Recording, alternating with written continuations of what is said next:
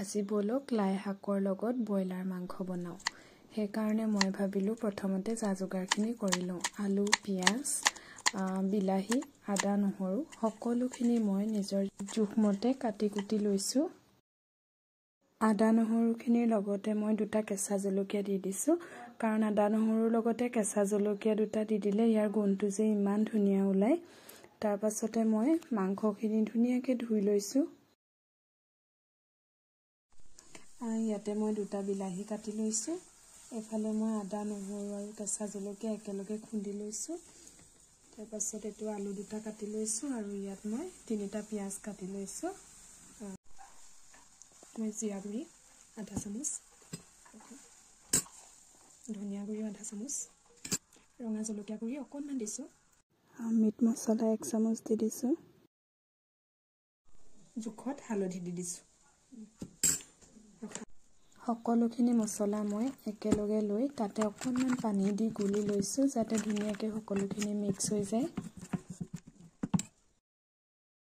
এফালে মই জুইত কেৰাহী পাতি দিছোঁ আৰু কেৰাহীখন গৰম হোৱাৰ লগে লগে মই মিঠাতেল দি দিলোঁ। যিখিনি আলু কাটি থৈছিলোঁ আলুখিনি মই হাফ ফ্ৰাই কৰি ল'ম। ইয়াতে এইখিনি হৈ গ'ল আলুখিনি ফ্ৰাই কৰাৰ।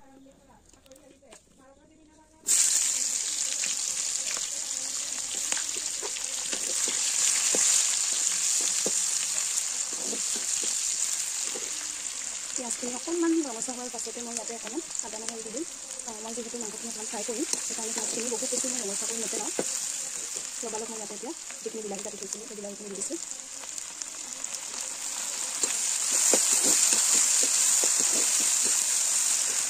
বিলাহীখিনি অকণমান মেল্ট হোৱাৰ পাছতে মই ইয়াতে যিখিনি মছলাৰ পেষ্ট মই গুলি থৈছিলোঁ সেই মছলাখিনি, যিহেতু মই ঘৰত খুন্দিয়ে থৈছিলোঁ মছলা, সেইখিনি পেষ্ট মই দি দিছোঁ। অকণমান সেইখিনি মই ভাজি ল'ম তেল এৰালৈকে। প্ৰায় 3 মিনিটমান মই মছলাখিনি দি বিলাহী, মছলা, পিঁয়াজ সকলোখিনি একেলগে ভাজিলোঁ। তাৰ পাছত মই ইয়াত মাংসখিনি দি দিম।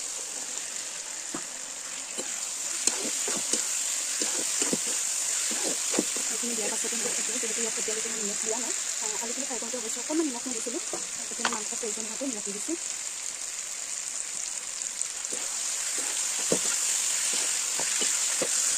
যিহেতু মই তেলত পিঁয়াজ আদা নহৰু আৰু পিঁয়াজ মই আধাটোহে দিছিলোঁ, যেতিয়া মাংস ভাজি থকাৰ সময়খিনিতে বাকী থকা আদা নহৰু আৰু জলকীয়াখিনি মই দি দিছোঁ আৰু অলপ পিঁয়াজ মই অকণমান দেৰিকৈ দিম। এইখিনি ভাজি হোৱাৰ পাছতে এতিয়া মই ইয়াতে ফ্ৰাই কৰি থোৱা আলুখিনি দি দিম।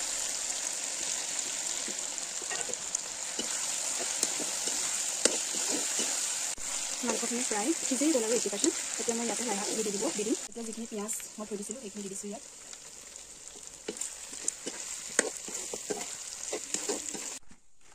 লাই শাকখিনিৰ পৰা মই পাতটো অকণমান ছিঙি লৈছোঁ। মাংসখিনি 90% সিজি যোৱাৰ পাছতে মই ইয়াত লাই শাক দি দিছোঁ।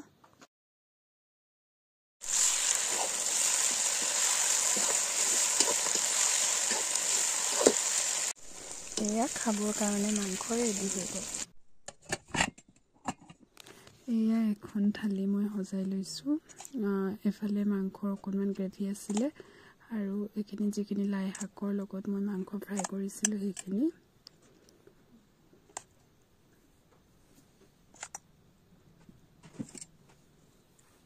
আৰু মই ফ্ৰেঞ্চবিন কেইচিয়ামান ফ্ৰাই কৰি লৈছিলোঁ, সেইখিনিও মই তাতে দি দিছোঁ।